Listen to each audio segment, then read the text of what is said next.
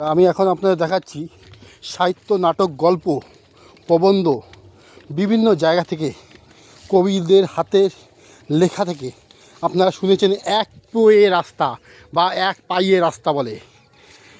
এই গল্প অনেক শুনে এসছেন, কিন্তু আদৌ আপনারা দেখেছেন কি এক পাইয়ে রাস্তা কাকে বলে? জানেন কি?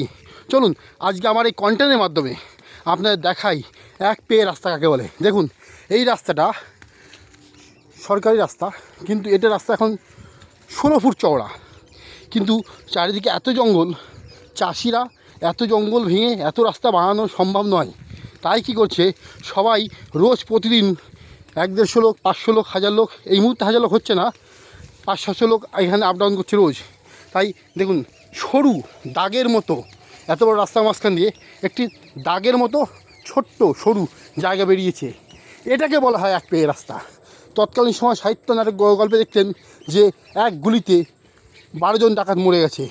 12 জন ডাকাত পরপর ওই এক পেয়ে রাস্তায় যখন যেত তখন সৎসাহসী বীর পুরুষেরা গুলি চালিয়ে একসাথে 12 জনকে, কারণ একই সরলরেখায় তারা দাঁড়িয়ে থাকতো, হেঁটে যেত এবং পিছন থেকে গুলি করলে একই সরলরেখায় সবাই গুলি খেয়ে মারা যেত। এইভাবেই তৎকালীন সময় এক পেয়ে রাস্তার উপর দাঁড় করিয়ে বিভিন্ন ডাকাত দলকে গুলি করে মেরেছে তৎকালীন সাহসী বীর যোদ্ধারা। তাহলে আপনাদের চেনাতে পারলাম এক পায়ের রাস্তা কাকে বলে, তাই না বন্ধুরা? তো ভালো থাকবেন, দেখতে থাকবেন আমার কন্টেন্ট। আমি চাষি মহলে কন্টেন্ট ক্রিয়েটার সজল বিশ্বাস। সাথে সাথে দেখালাম চাষি ভাইয়েরা কী কষ্টে কত জঙ্গল দিয়ে প্রতিদিন নিত্য যাতায়াত করছেন, ফসল তুলে তারা ঘরে নিয়ে যাচ্ছে। দেখুন, আর সেই ফসল নিয়ে গিয়ে যখন হাটে নিয়ে বেচছে তখন মুষ্টি মেরে কিছু টাকা পাচ্ছে। লোকে বলছে এটা তো তোমার চাষের ফসল, এটা তোমার ক্ষেতের জিনিস, একটু কম নাও দাদা। বন্ধু, লাইফ রিস্ক বোঝেন? 24 আওয়ার্স লাইফ রিস্ক নিচ্ছে এই চাষি মহল।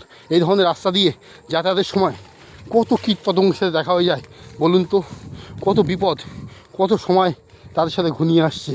এইভাবেই যেতে হয় এই সমস্ত জঙ্গলময় রাস্তা দিয়ে, এই এক পেয়ে রাস্তা দিয়ে। দেখুন, এটা মেন রাস্তা, যাওয়া যাবে ওতে? কখনোই সম্ভব নয়।